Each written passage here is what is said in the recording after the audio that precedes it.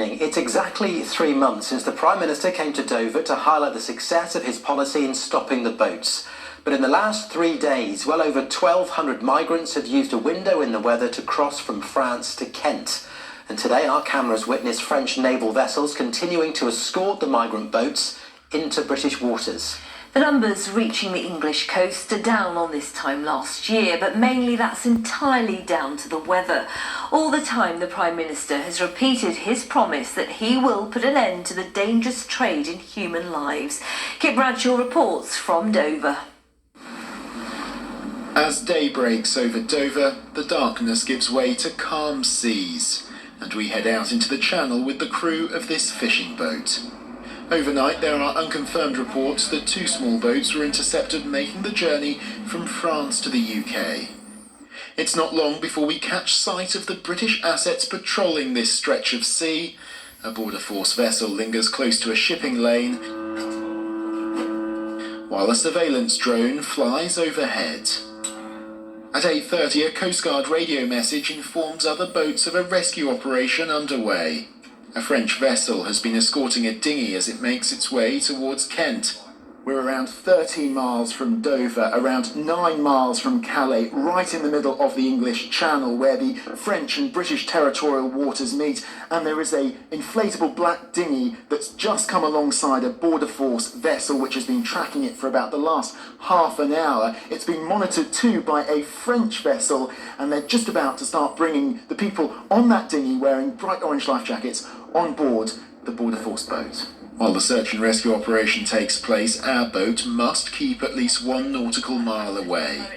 Such mid-channel handovers are a very common sight, according to the skipper of our boat. As soon as they cross the border into UK waters, they are picked up and then they're taken back to Dover on the main passenger ship. So it does reduce the chance of them dinghies getting into difficulty. And in terms of those people setting off from French beaches, their target really is to make it here to the right in the middle of the channel. Oh yes, yeah, indeed. I mean, when they first left, they used to have to try and make it all the way across onto the beaches. But now, I mean, they've only got to come sort of 9-10 miles, and they're going to be picked up, and they must know that, I think, now. Well over 1,200 people have arrived in the UK via small boats so far this week. High numbers that are likely to continue while the seas remain calm. Yes, absolutely. Obviously, the start of the year, the weather was very bad. Rishi Sunak was claiming that his 5-point plan was working because the numbers had gone down. I said it then, it was the weather. And now the weather is getting better. We will see a lot more crossings. It takes less than 15 minutes for all those on board the dinghy to be pulled to safety. Their vessel left to drift away, with another British boat sent to retrieve it. But before the Border Force Hurricane can return to Dover, it starts heading in the direction of another unidentified small boat being shadowed by a French ship and about to cross into British waters. Where is the leadership here? France has got a problem, Belgium's got a problem, Europe's got a problem, the British have got a problem. Rishi Sunak should be front and centre and saying, right, we need to address this flow before it even gets to the European borders. So let's work together on this.